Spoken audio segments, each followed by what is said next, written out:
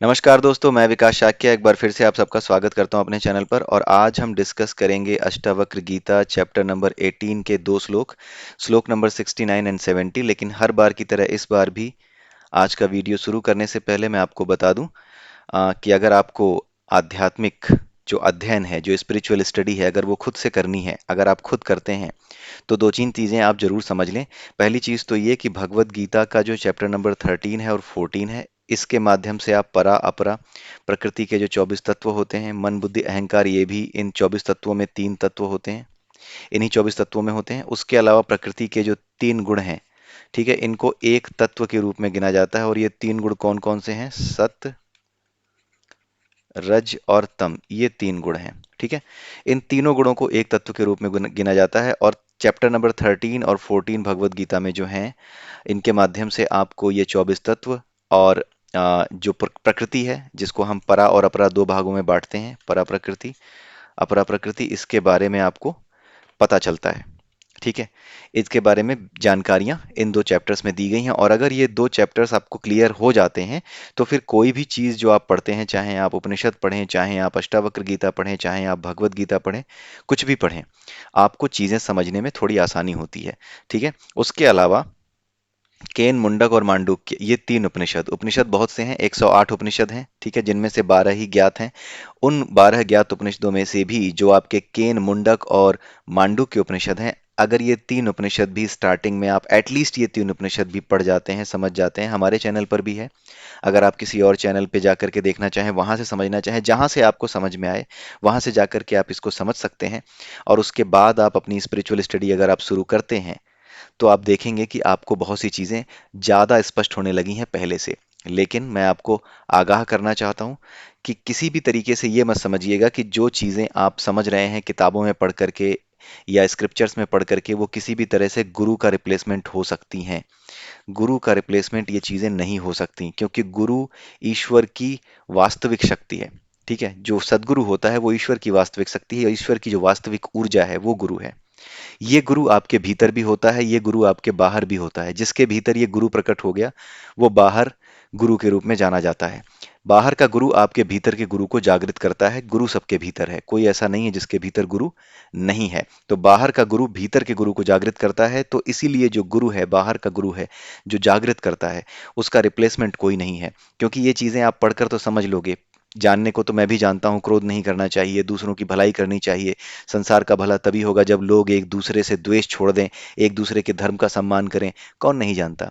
सब जानते हैं, लेकिन मन नहीं मानता।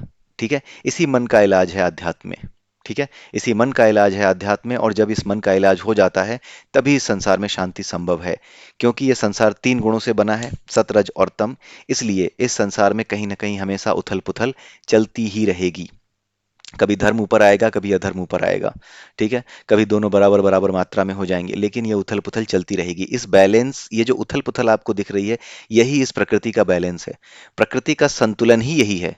शांत होना इस प्रकृति का स्वभाव नहीं है। प्रकृति स्वयं से शांत है, लेकिन इस प्रकृति के गुणों के कारण जितने रूप प्रकट होते हैं, हम, आप, घोड़े, बिल्ली, कुत्ते, गधे, ये सारी चीजें, ये प्रकृति का हिस्सा होते हुए भी, प्रकृति शांत होते हुए भी, इस प्रकृति के जो तत्व हैं, उन तत्वों से बने हुए जीव, ये शांत नहीं हो सकते। कभी कोई ऊपर जाएगा, कभी कोई नीचे जाएगा, कभी किसी का समय आएगा, कभी किसी का समय आएगा। ये जो उथल पुथल है कि कभी किसी का समय आएगा, कभी किसी का समय आएगा, इसे आप स्वीकार करिए, यही इस प्रकृति का संतुलन है। भगवान कृष्ण ने भगवत गीता में ये नहीं कहा कि मैं अधर्म को समाप्त करने आता हूं। उन्होंने ये कहा कि जब जब अधर्म बढ़ता है और धर्म घटता है, तब मैं धर्म की स्थापना करने के लिए आता हूं। कि अधर्म, ये नहीं कि अधर्म पूरी तरह से जा सकता है, क्योंकि वो ये कह ही नहीं सकते। क्यों? क्योंकि अधर्म धर्म दोनों सदैव बने रहेंगे। बस होता यह है कि अगर अधर्म सदैव बना रहा, तो ये जो सतरज और तम गुण है ना, इनका संतुलन बिगड़ जाएगा और केवल तम ही तम हो जाएगा। वो भी संतुलन ठीक नहीं है। केवल और केवल तम हो, ये भी ठीक नहीं है। केवल और केवल सत हो, तो भी कोई संघर्ष नहीं है, तो ये प्रकृति चल नहीं सकती। तो ये प्रकृति चल ही इस रही इसलिए रही है क्योंकि यहाँ पर संघर्ष है। कौन सी, किस चीज का संघर्ष है? सत, रज और तम, इन तीनों का संघर्ष है। ठीक है, इन्हीं तीनों गुणों का संघर्ष है प्रकृति में होने वाली हर घटना। ठीक है। तो इस संसार में हमेशा ही ये चीजें बनी रहेंगी। अधर्म बढ़ेगा, कभी धर्म बढ़ेगा, कभी धर्म घटेगा, कभी अधर्म बढ़ेगा। इस तरीके से चीजें चलती रहेंगी। जब तम ज्यादा होगा तो अधर्म बढ़ जाएगा, फिर जब वापस साइकिल रिसेट होगी तो तम को छोड़ करके रज और सत फिर आपस अपना प्रभाव दिखाएंगे। तो इस तरीके से ये प्रकृति चलती रहती है, यही प्रकृति का संतुलन है। ठीक है। प्रकृति का संतुलन ही यही है। जैसे साइकिल चलती रहती है, पहिया घूमता रहता है, फिर भी इसका क्या होता है, संतुलन बना रहता है। सड़क पे चलती रहती है संतुलित रूप में, ये गिरती नहीं है, चल रही है फिर भी संतुलित है। बस ऐसा ही कुछ है कि ये जो प्रकृति है इसमें सतरज और तम के गुणों से युक्त सारी चीजें, सारी घटनाएं चल रही हैं, और यही चलते रहना इसका संतुलन है। यही प्रकृति का संतुलन है। ये चीजें जब कोई समझ जाता है, तब वो ये जान जाता है कि वो सिर्फ और सिर्फ अपना कर्म कर सकता है। इस संसार की किसी भी गतिविधि को वो किसी प्रकार से प्रभावित करने की कोशिश करके भी कोई प्रभाव नहीं डाल सकता। अंत में होना वही है जो इस प्रकृति के गुणों के अनुसार होना है, प्रकृति के नियम के अनुसार होना है। एक सिंपल सा एग्जांपल लीजिए, आपने बहुत ढेर सारी ब्लैक मनी इकट्ठी की, अपने घर में दबा के रख ली है। एक दिन क्या होता है, आपने कईयों को, मतलब उस ब्लैक मनी को पाने के लिए आपने कईयों का नुकसान किया, किसी को बेवकूफ बनाया, ठीक है, किसी को ठग लिया। आपने सोचा वाह मेरे हाथ में तो कई चीजें हैं, मैं तो कंट्रोल कर सकता हूँ। कंट्रोल आप नहीं कर रहे हो। कंट्रोल इसलिए कर पा रहे हो, या चीजें इसलिए दिख रही हैं आपको होती हुई आपके फेवर में, क्योंकि समय ऐसा है, तम का प्रभाव ज्यादा है, इसलिए आप गलतियां करते जा रहे हो। आप जब आप दूसरों को ठगते हो तो आप सफल होते हो, तो आपका अहंकार और बढ़ता है। आप ठगने के बाद बहुत सी ब्लैक मनी इकट्ठी कर ली है, बहुत सी जमीन जायदाद आपने इकट्ठी कर ली है, जो कि दूसरों का हक मार के इकट्ठी की गई है, और आपने उसको जमीन के नीचे दबा दिया है। जो पैसा कमाया काला धन, वो जमीन के नीचे दबा दिया, कहीं बेड में छुपा दिया, कहीं भी रख दिया। लेकिन ये तब तक संभव है जब तक तम का प्रभाव है। जब तक समय नहीं आता तभी तक ये चल रहा है, लेकिन समय आएगा। जैसे आपने काला धन छुपा के रखा, एक दिन देश का प्रधानमंत्री आता है और वो कहता है कल से सारे 500 और 1000 के नोट बंद। आपकी सारी योजना वहीं की वहीं फेल हो जाती है। आपको वो सारी चीजें, आपको वो सारी चिंताएं, आपका वो सारा जो धन इकट्ठा किया था वो चिंताओं में परिवर्तित हो जाता है कि ये कहाँ ले जाऊं, कैसे करूं। आप उसके लिए प्रयास करते हो, कुछ पकड़े जाते हैं, कुछ बच जाते हैं। डिपेंड कि कौन बचता है कौन नहीं बचता है, ये सब डिपेंड करता है कि सतरज और तम का प्रभाव कितना है। हो सकता है कि गलत के विरुद्ध कार्यवाही करने के बाद भी, अभी हो सकता है गलत फिर भी जीतता हुआ दिखे, लेकिन एक समय के बाद ऐसा आएगा कि ये कोशिशें धीरे धीरे धीरे करके, ये कोशिशें ही होती हैं, ये कोशिशें धीरे धीरे धीरे करके धर्म को स्थापित कर देंगी। अधर्म फिर भी चलता रहेगा, लेकिन वो धर्म से छुप कर घूमेगा, वो धर्म से डरेगा। लेकिन जब तम होता है तो अधर्म धर्म से डरता नहीं है। दुर्योधन द्रौपदी की साड़ी खींचने से पहले डरता नहीं है। जब धर्म होता है तो वो डरता है। ठीक है। वो नहीं करता अपराध। इसीलिए, क्योंकि हर व्यक्ति ज्ञानी नहीं हो सकता, इसीलिए इस प्रकृति के संतुलन को बनाए रखने के लिए हर व्यक्ति के लिए अलग तरीके का कार्य निर्धारित किया गया है। हर व्यक्ति सन्यासी, योगी और साधु नहीं हो सकता जो ये कहे कि सभी लोगों का कल्याण हो, मैं तो किसी पर अस्त्र नहीं उठाऊंगा, किसी पर शस्त्र नहीं उठाऊंगा। वो नहीं उठाएगा तो एक दिन उसी को काट दिया जाएगा। ठीक है। क्यों? क्योंकि इस संसार में कई तरह के लोग हैं जिसे ये पसंद नहीं है कि कोई साधना करे, कोई पूजा करे, कोई मूर्ति पूजा करे। कुछ लोग ऐसे भी हैं कि भाई आपकी पूजा करने की तरीके या पूजा पद्धतियां, चाहे वो किसी भी धर्म से रिलेटेड हो, एक धर्म के व्यक्ति को दूसरे धर्म की पूजा पद्धतियों से हमेशा ऐसा लगता है, जिसमें अहंकार है, उसे हमेशा ऐसा लगता है क्या बेवकूफी कर रहा है, या फिर ये तो पापी है, इसे तो जिंदा ही नहीं होना चाहिए। ऐसे भी भाव होते हैं, ऐसे भी लोग होते हैं। तो ये सारा संघर्ष जो सतरज और तम की वजह से चल रहा है, इसी वजह से कर्मयोग का सिद्धांत बना है कि आप ये मत समझिए कि कौन सा बुरा कर्म होगा, कौन सा अच्छा कर्म होगा। आप सिर्फ ये समझिए कि अच्छे बुरे से परे जो निर्धारित कर्तव्य है, जो निष्काम कर्म है, उसको समझिए। ठीक है। अच्छा कर्म, बुरा कर्म, इन दो चीजों की बात होती है। जिस कर्म की बात होनी चाहिए वो है निष्काम। अगर निष्काम कर्म की बात होने लगे और निष्काम कर्म को समाज समझ ले, तो अपने आप इस संसार में जितनी उथल पुथल मची है वापस बैलेंस हो जाएगी। अभी जो समय चल रहा है, आज तारीख है 24 सितंबर 2022। ये जो समय आप देख रहे हैं 24 सितंबर 2022 के समय, पूरे संसार में ये ट्रांजिशन का फेज है। ये परिवर्तित हो रहा है समय। ये वो समय नहीं है जो एक समय एक फेज तक चलेगा ना। ये फेज तक, ये ग्राफ कुछ ऐसा होता है ना कि हाँ भाई, आप पहले यहां तक आए, फिर उसके बाद कुछ दिनों तक ऐसा चला, फिर उसके बाद फिर ऊपर उठे, फिर ऐसा चला। ठीक है। लेकिन अभी क्या समय है, ये वाला समय नहीं है, ये ग्राफ वाला समय नहीं है, अभी इस ग्राफ वाला समय है।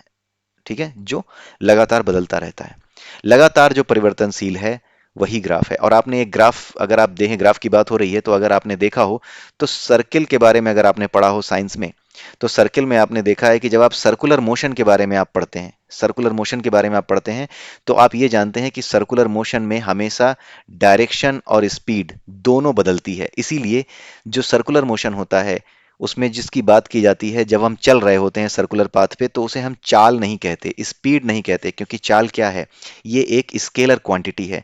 लेकिन जब चाल के साथ दिशा भी बदले तो वो क्या हो जाती है, वो सदिश राशि हो जाती है, यानी वेक्टर क्वांटिटी हो जाती है, वेक्टर यानी सदिश राशि हो जाती है। और जब ये सदिश राशि हो जाता है, चाल में जब दिशा भी शामिल हो जाती है, तो उसे क्या कहते हैं, वेग कहते हैं। यही पढ़ा होगा आपने, वेलोसिटी, ठीक है, यही पढ़ा होगा आपने साइंस में।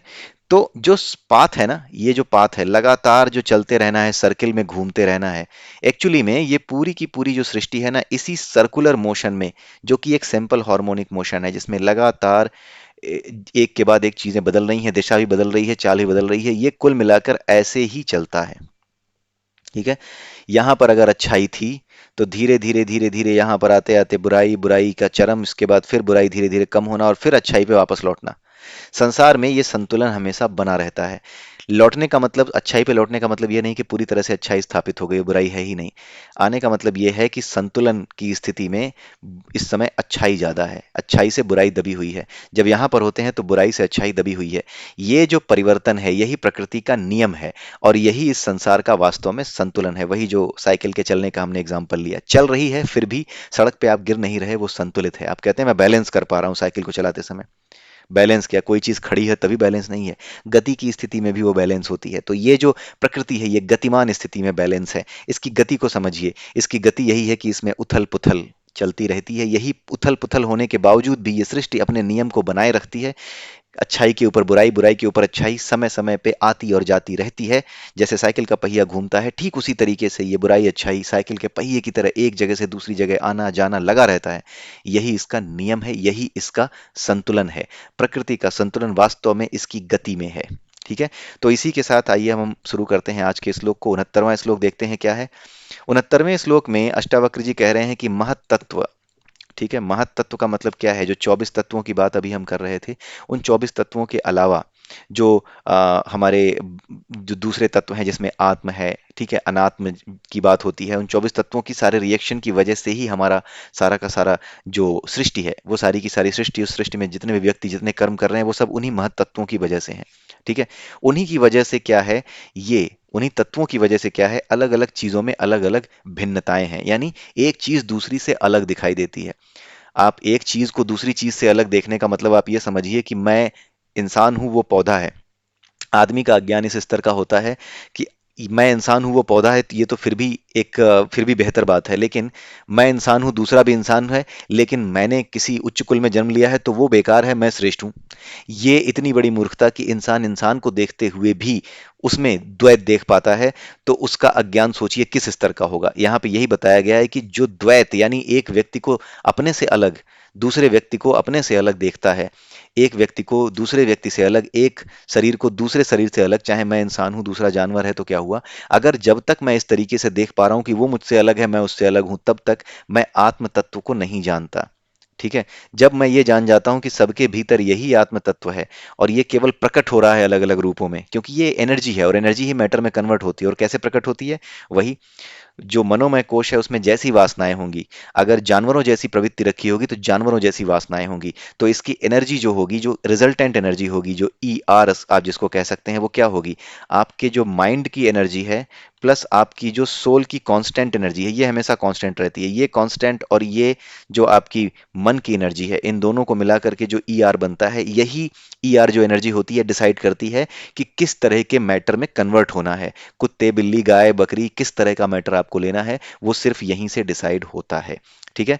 तो यहां पर द्वैत की बात की जा रही है कि जो द्वैत है, यानी कि जो दो लोगों को, दो चीजों को, दो पदार्थों को भिन्न रूप में देखता है, वो ज्ञानी नहीं है। वो अभी क्या है, द्वैत को देख रहा है। वो जो अद्वैत हो जाए, यानी हर किसी के भीतर इसी को देखने लगे कि हर व्यक्ति एक ही है, हर जीव एक ही है, सृष्टि में जितनी विभिन्नताएं दिखाई दे रही हैं उन सब में एक ही तत्व है, तब जाकर के क्या होता है, वो ज्ञानी होता है। ठीक है। और तब जाके उसको ये पता लगता है कि उसके लिए करने के लिए कुछ भी नहीं है। इसका मतलब क्या है अभी हम समझते हैं। करने के लिए कुछ मतलब नहीं है कि घर जाके खटिया पे सो जाओ, इसका मतलब वो नहीं है, ये मूर्खों की परिभाषा है। आप इसको इस तरीके से समझिए। यहाँ पर जब आप बात करते हैं महत तत्ववादी जो भौतिक तत्व हैं, उसके लिए जो उदाहरण हमने दिया लिया हुआ है यहाँ पर, आप इस उदाहरण को देखिए। यहाँ पर आप देखिए, पहला जो उदाहरण लिया हुआ है मैंने, यही उदाहरण लिया है। नदी और उसके किनारे लहलहाते पौधे भले ही दो दिखाई दे रहे हों, लेकिन उनमें कोई भिन्नता नहीं है। दोनों में ही जल एक मूल तत्व के रूप में विद्यमान है। आप जरा सोच करके देखिए कि जिस जगह से नदी निकलती है, उसी के किनारे लहलहाते हुए पौधे ढेर सारे आपको दिखते हैं। अगर ये नदी इस जगह से बहना बंद कर दे तो उसके किनारे जितने पौधे हैं ये मर जाएंगे, और एक समय के बाद ये रेगिस्तान बन जाएगा। तो इसका मतलब क्या है कि जो नदी बह रही है, उस नदी का पानी जमीन के नीचे होता हुआ इन पौधों को मिल रहा है। तो अल्टीमेटली जो नदी में पानी है वो क्या है? जल है, जल तत्व है। वही जल तत्व जब पौधों में पहुंचा है तो यही जल तत्व नदी के रूप में दिख रहा है, यही जल तत्व पेड़ पौधे बन करके लहलहा रहा है। इस स्तर की बात हो रही है, आप इसको ऐसे समझिए। ठीक है, दोनों में कोई भिन्नता नहीं है, दोनों में ही जल एक मूल तत्व के रूप में विद्यमान है। दोनों में ही जल एक मूल तत्व है। ठीक है, पौधों में भी मूल तत्व जल के रूप में एक मूल तत्व के रूप में जल विद्यमान है, और नदी में भी जो मूल तत्व है वो जल ही है। ठीक है, इसी तरीके से जो विज्ञान की भाषा है जिसमें हम पढ़ते हैं, तीन स्टेट्स हैं मैटर की, सॉलिड, लिक्विड और गैस, जो बेसिक लेवल पे पढ़ाई जाती हैं तो और भी, एक प्लाज्मा स्टेट है, और भी स्टेट है, बोस कंडेंसेट स्टेट भी है, आइंस्टीन बोस कंडेंसेट स्टेट कही जाती है, वैसी भी स्टेट है, लेकिन वो एक अलग चीज़ है। एक बेसिक जो लेवल पे आपको पढ़ाया जाता है मैटर की स्टेट में, जो आपको एनसीईआरटी की क्लास 6 या 7 की क्लास की बुक में भी मिलता है, आप वहां पर जाकर आप देखें तो ठोस, द्रव और गैस, यानी सॉलिड, लिक्विड और गैस, इन तीन अवस्थाओं से ही इसे समझा जा सकता है पदार्थ को। ठीक है, तो आप देखिए कि अगर आप बर्फ की बात करें, तो बर्फ क्या है? दिखाई देती है। ठीक है, ये दिखाई देती है क्योंकि ये सॉलिड है। जैसे ही इसकी एनर्जी लेवल बदलती है, जब आप इसको गर्म करते हैं या इसको ऊष्मा मिलती है जिसको कहते हैं हीट, तो क्या होता है? ये किस में कन्वर्ट हो जाती है? ये कन्वर्ट हो जाती है पानी में। पानी का शेप अलग है बर्फ के शेप से, शेप बदलने लगा, एनर्जी बदलते ही शेप बदलने लगा।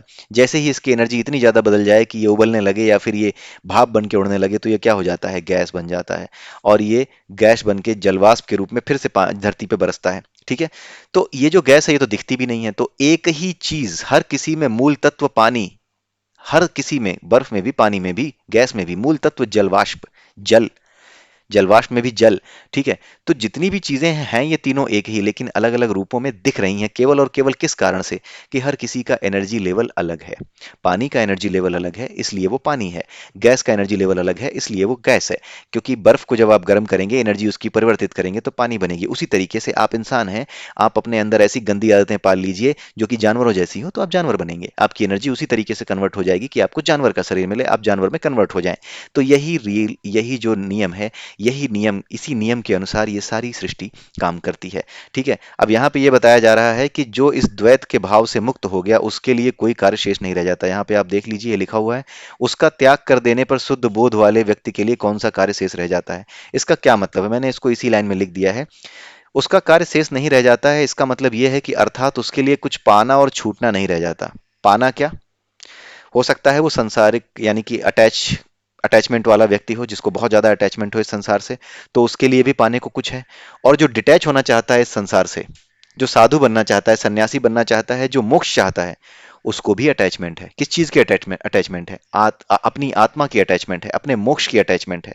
उसे मोक्ष की अटैचमेंट है, संसारी को संसार की अटैचमेंट है, अटैच दोनों ही है। लेकिन जब वो व्यक्ति जान जाता है कि ये कुछ पाना नहीं था, पाने लायक कुछ नहीं था, ये सब कुछ, जो कुछ मैं पाने की कोशिश कर रहा था तरह तरह के यज्ञों से, तरह तरह के ध्यान से, ये सब सब कुछ किसके पाने के लिए है? आत्मा के पाने के लिए, अपने आप को आत्मा रूप में जानने के लिए है। इसलिए जो व्यक्ति जब यहां तक पहुंच गया, जब अपने आप को आत्म रूप में पहचान गया, जान गया, तब वो जान जाता है कि उसके पास करने के लिए कुछ नहीं है, ना तो भीतर आने के लिए, मोक्ष के लिए कुछ उपाय करने की जरूरत है, ना बाहर जाकर के संसार को पाने की कोई जरूरत है। कुल मिलाकर के वो ये जान जाता है कि इस संसार में इसको एक शरीर मिला है, और इस शरीर के अनुसार इसके सामने कुछ काम आ रहे हैं। आप इस संसार में हो, कोई ना कोई काम आपके सामने आएगा। आप उसको इग्नोर करें या ना करें, आपका हाथ है, आपकी मर्जी है, लेकिन आपके सामने आएगा ही आएगा। तो जो ज्ञानी व्यक्ति होता है वो ये जानता है कि ये संसार में जो प्रकृति में जो 24 तत्व हैं, इन 24 तत्वों के अनुसार ही मुझे शरीर मिला है। कुछ रहा होगा, इस वजह से मिला है, कहीं ना कहीं एनर्जी लेवल ऐसा रहा होगा कि मैं वापस जो है बर्फ, यानी कि सॉलिड का, मैटर का रूप ले चुका हूं, यानी एक शरीर मिल चुका है।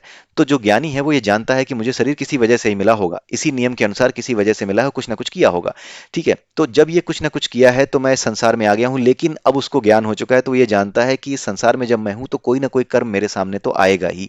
तो वो उस कर्म से नाक भौं नहीं सिकोड़ता, आने वाली चुनौतियों को स्वीकार करता है, शांत होकर के उस काम को करता है, सफलता असफलता की परवाह नहीं करता, बस जो कुछ आया है उसे करता है, आलस छोड़ देता है, बस उसी काम में जो सामने आया है उसी में अपने दिमाग को लगाता है और उसी को करता है। यही व्यक्ति सतोगुणी लेवल पे होता है, यही व्यक्ति सतोगुणी लेवल से ऊपर उठ करके ऊपर चला जाता है। जो इसका अभ्यास करता है वो सतोगुणी होता है, लेकिन जो ज्ञानी है वो इस सतोगुणी से ऊपर है, सतरज और तम तीनों गुणों से अलग हो जाता है, वो त्रिगुणों से जो है बिल्कुल छूट जाता है। ठीक है, यही चीज कही जा रही है और कार्य न करने का यही मतलब है।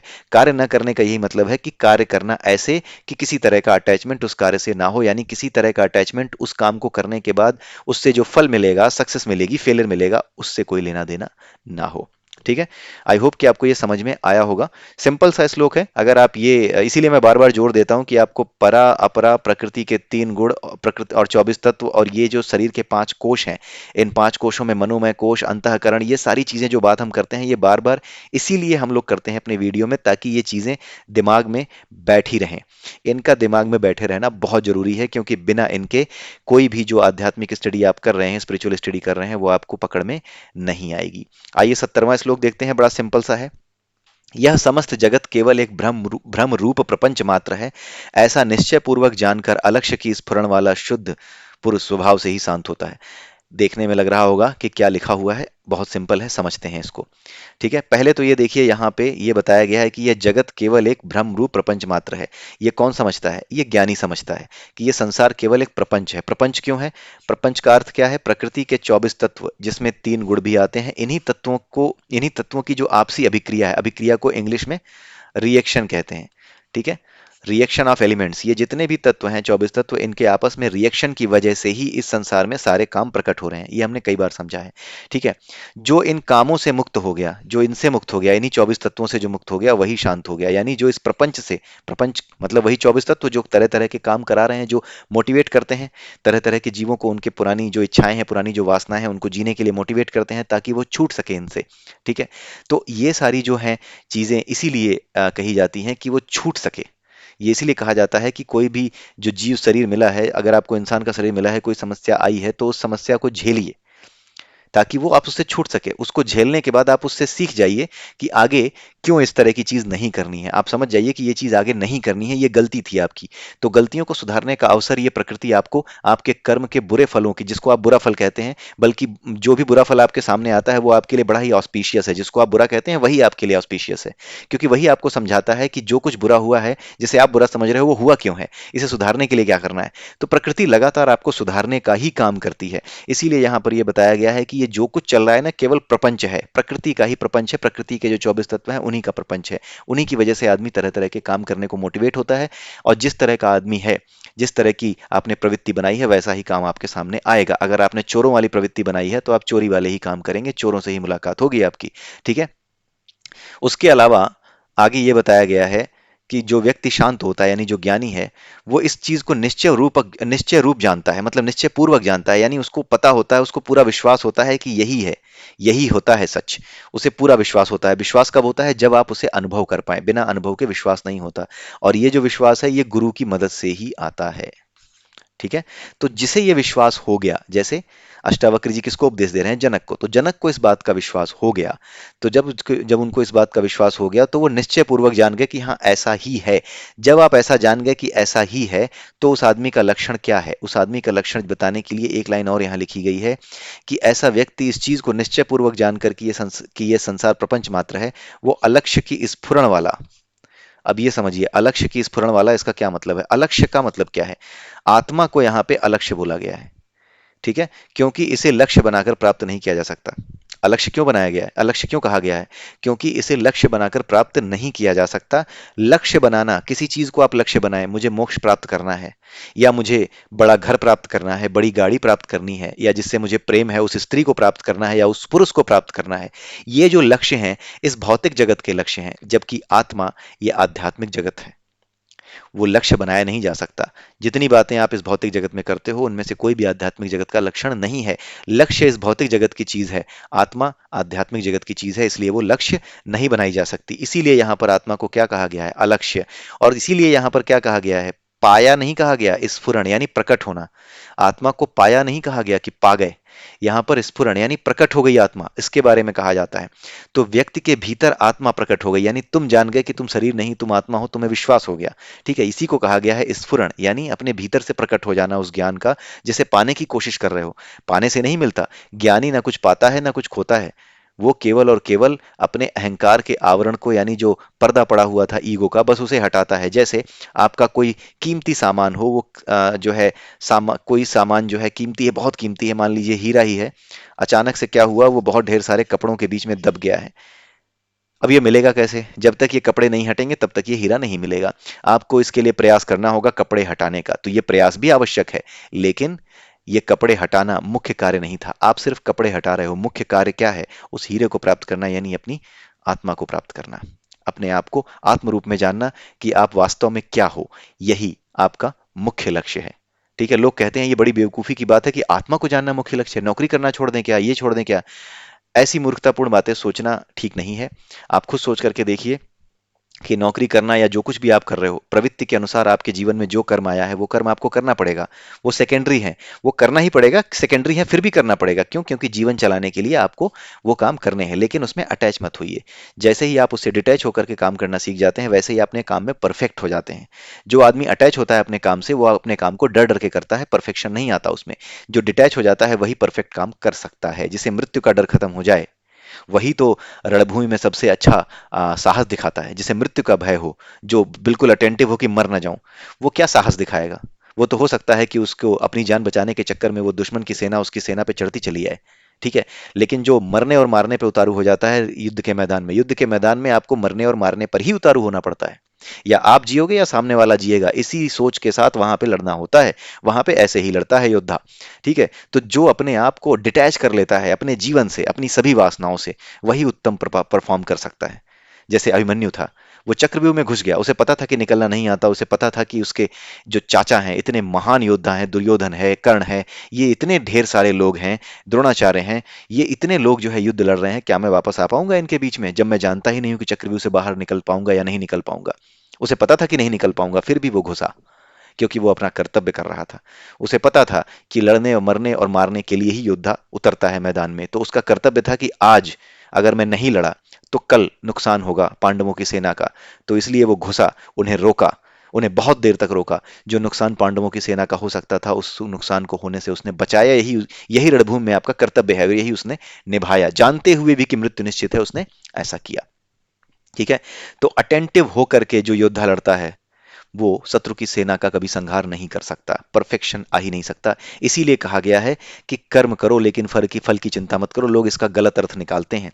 कर्म करो, फल की चिंता ना करो, ये एक साइकोलॉजिकल स्टेटमेंट है जो आपको अपने काम में परफेक्ट बनाने के लिए आपको बताया जाता है। इसलिए नहीं बताया जाता कि आप काम करो, नौकरी करो और सैलरी मत मांगो, इसलिए नहीं बताया जाता। आपकी नौकरी आपका कर्तव्य है, लेकिन आपकी सैलरी आपके मालिक का कर्तव्य है कि आपको आपके अधिकारों का सही मूल्य, आपको आपके पारिश्रमिक का, आपकी मेहनत का सही मूल्य दे, ये भी उसका कर्तव्य है। आपका कर्तव्य आपका कर्म है, उसका कर्तव्य उसका कर्म है। कर्म योग का मतलब है कि पूरी की पूरी सृष्टि कर्म के साथ, कर्म के नियम के साथ जुड़ी है। यदि आप अपना कर्तव्य पूरा कर रहे हो और सामने वाला भी पूरा कर रहा है, तो कर्म योग चल रहा है। लेकिन यदि आप अपने कर्तव्य पूरा कर रहे हो, सामने वाला आपको आपका हक देने के बजाय आपको ठग रहा है, तो क्या है? ये कर्मयोग नहीं है, क्योंकि कर्तव्य एक तरफ से चल रहा है, दूसरी तरफ से नहीं चल रहा है। आपका अधिकार आपका किसी दूसरे का कर्तव्य है, और किसी दूसरे का अधिकार आपका कर्तव्य है। ठीक है, इसलिए दोनों कर्तव्यों और दोनों अधिकारों को, जो बात को समझता है, जो कर्मयोग को समझता है, वो जान जाता है कि कर्मयोग क्या है। जब कर्मयोग समाप्त होता है, जब किसी के अधिकार छीने जाते हैं, सामने वाला अपना कर्तव्य पूरा नहीं करता, तो ही आपके अधिकार कोई छीन रहा होता है, वही आपका अधिकार छीन रहा होता है। तो कर्मयोग क्या होता है?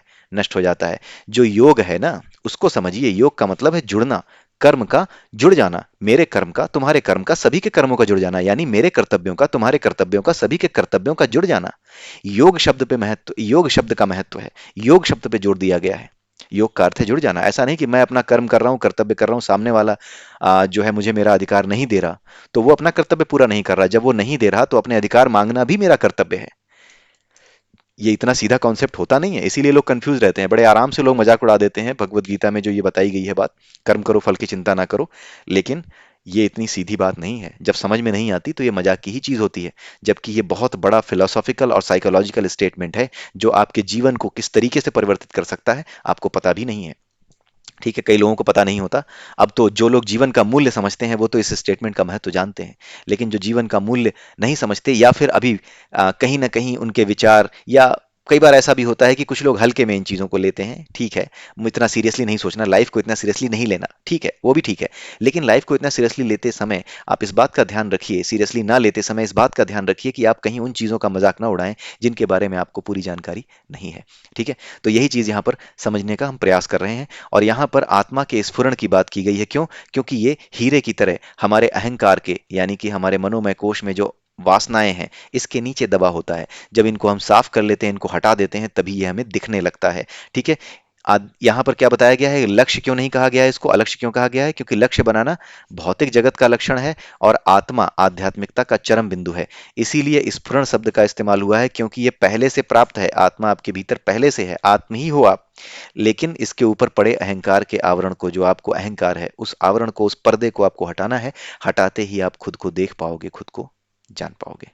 ठीक है, यही था आज का, और इसी यही थे आज के दो श्लोक। आई होप कि ये आपको समझ में आए होंगे। ये दोनों श्लोक थोड़े से टेढ़े आपको लग सकते हैं, लेकिन ये अगर आप समझ जाते हैं इन चीजों को, ये जो आपको राइट हैंड साइड पे दो जो फोटोज दिख रही हैं, एक तो आपका ये परा और अपरा वाला, और ये शरीर के 5 कोश, और जो हम लगातार पढ़ते आ रहे हैं, उन चीजों को अगर आपने पढ़ा है, समझा है, तो ये श्लोक कहीं से भी आपको कठिन नहीं लग रहे होंगे। ठीक है, यहाँ पे लास्ट में आप ये देखिए, यही चीज बता दी गई है कि ये ऐसा व्यक्ति शुद्ध स्वभाव वाला, स्वभाव से ही शांत हो जाता है, शांत होकर के काम करता है। जब शांत होकर के काम करोगे तो सफलता असफलता के बारे में सोचना पड़ेगा ही नहीं। सफलता पीछे आती रहेगी, फिर भी आप उस सफलता को देखोगे नहीं, आप एक काम करके दूसरे काम पे लग जाओगे। यही होता है। ठीक है, इसी के साथ आज का ये वीडियो समाप्त होता है। तो मैं आप सबसे यहीं पर विदा लेता हूँ, और इसी के साथ जय श्री राम, जय श्री कृष्णा, जय श्री राधे।